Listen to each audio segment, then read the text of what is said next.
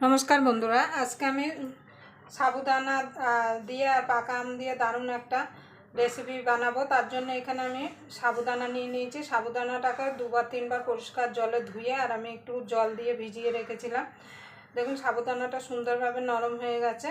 আমি এখানে মোটা দানার সাবুদানা দিয়ে মানে মোটা দানার সাবু দিয়ে বানাচ্ছি। আপনারা চাইলে ছোট দানার সাবুটা দিয়েও কিন্তু এই রেসিপিটা বানিয়ে ফেলতে পারেন।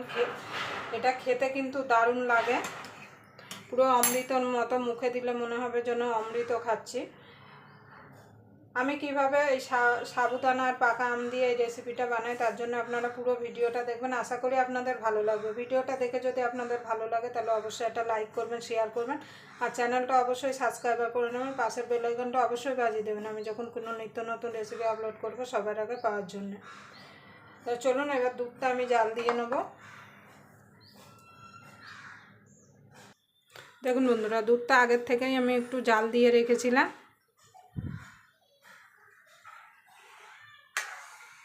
এবার ফুটে উঠলে আমি সাবুদানাটা দিয়ে দেবো। এই সাইডের সরগুলো কিন্তু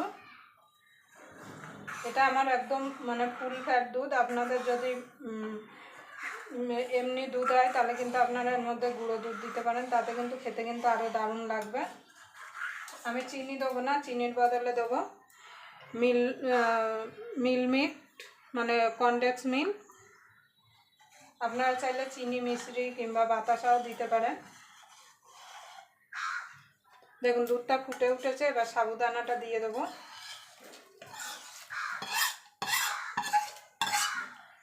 এবার সাবুদানাটা সিদ্ধ হওয়া পর্যন্ত এটাকে রান্না করে নেব।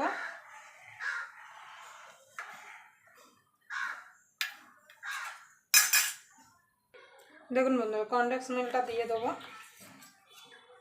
আপনারা মিষ্টি যেমন পছন্দ করেন সেই বুঝে দেবেন, কেন এর মধ্যে কিন্তু আম পড়বে।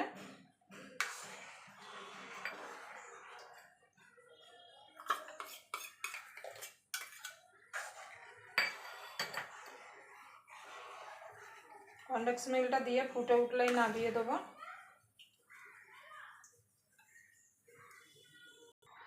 দেখুন বন্ধুরা, ফুটে গেছে। এবার গ্যাসটা আমি নিভিয়ে দেবো, কেন এইটুকু পাতলা না রাখলে কিন্তু ঠান্ডা হলে আর একটু গাঢ় হয়ে যাবে।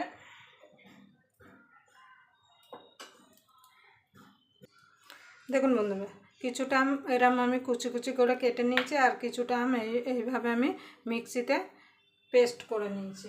এবার দিয়ে দেবো। অবশ্যই কিন্তু একটু ঠান্ডা হওয়ার পরে কিন্তু দেবেন, না হলে কিন্তু দুধ কেটে যেতে পারে। এবার ভালো করে মিশিয়ে নেব।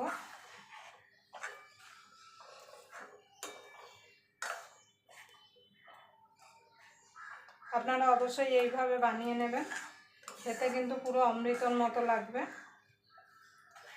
আর এখন আমও শেষের দিকে। এবার দিয়ে দেবো গোটা আম।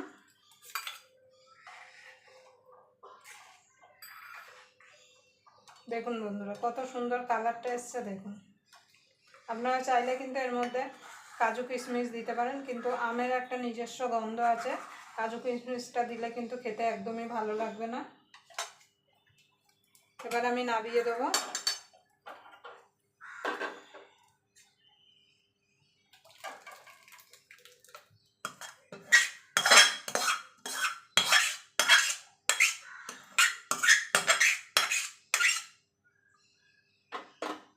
দেখুন বন্ধুরা, আবার আপনাদের সঙ্গে কোনো নতুন রেসিপি নিয়ে দেখা হবে। ততক্ষণ পর্যন্ত আপনারা ভালো থাকবেন, সুস্থ থাকবেন।